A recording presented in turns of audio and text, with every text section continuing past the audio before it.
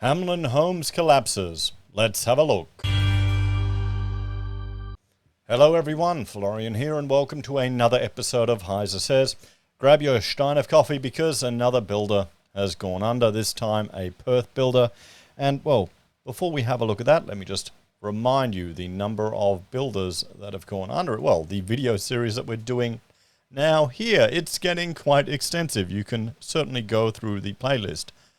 But you have to remember, everyone, this is because the government intervened in the market. They came to the rescue, guys.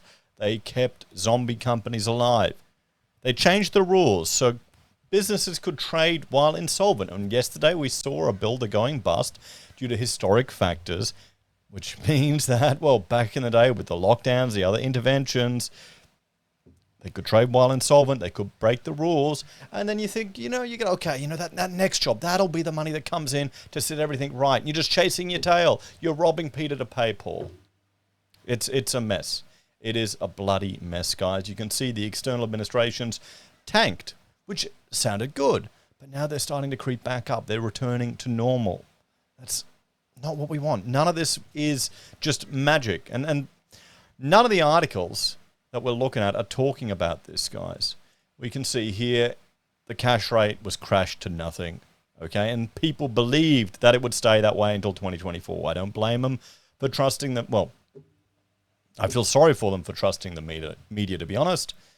You got home builder juicing up the market, overheating the market. You've got all the supply issues that came with that. You've got first home buyer grants. You've got 5 and 2% government guaranteed home loans, 2% home loans, 2% deposit. You got negative gearing in the super withdrawals. It's part of our culture here. And now we've got shared equity. It's the Australian way, guys.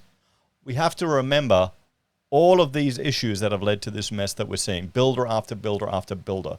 And we've got just some real fundamental issues in our culture, which is driving up the costs of housing. I want to do one of those online quiz survey things and put some questions to people. And see if they actually support affordable housing. Because I bet you a lot of people talk a good talk, but when push comes to shove, they wouldn't support it. They wouldn't want high development. They wouldn't want to give lower costs. They wouldn't want to reduce the onerous energy efficiency requirements or other performance requirements in the NCC that constantly is driving up the cost of builds. And if a new build goes up, every existing build will go up. It frustrates me, guys. It frustrates me seeing all this talk. But anyway, sadly, another builder has gone under, and they're owing $1.4 million. And it's going to be the ripple effect of this, of other people that are owed money. Another building company has collapsed just days after a different one folded, making a grim start to 2023. So, on Monday, West Australian building firm Metro Homes, WA Proprietary Limited, which also trades as Hamlen Homes, collapsed into administration. There are 18 projects which have been impacted by the collapse, with 11 residential builds underway for clients. 7 staff members, including directors, are also impacted by its demise, with wages up to date but superannuation still outstanding. And I remember a gentleman at uni who got fired, an architecture student, and none of his super was paid. None of his super was paid. And I actually bumped into him at a networking event. And I said, "Oh, you know what happened to you, that story? I will tell that to my viewers to encourage them to keep an eye on their super to make sure it's paid." And he looked at me funny, he goes, "I completely forgot about that. Now I'm going to crawl into a ball and get flashbacks over what happened to me." He's doing real well. He's kicking goals in life, which is fantastic. We both thought it was quite funny, though. And we had a few drinks in us. I mean, that's the good thing about trade events.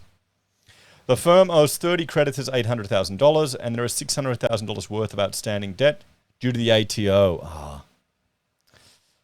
Clifford Rock and Greg Prout of WA Insolvency Solutions have been appointed as administrators. We are looking at restructuring, recapitalising Metro Homes, which is part of the Hamlen Group of companies, through a wider group. Mr. Rock told news.com.au, "At this stage, we are not trading Metro while we consider the possibility of restructuring or recapitalising the business. We anticipate contacting all homeowners and the wider group of stakeholders by February 15th at the latest. We're still waiting for information from the directors It is still early days and we continue to do our investigations. The Perth-based building firm has been a registered company since April 2013, according to the documents. So they've been going a while, it looks like.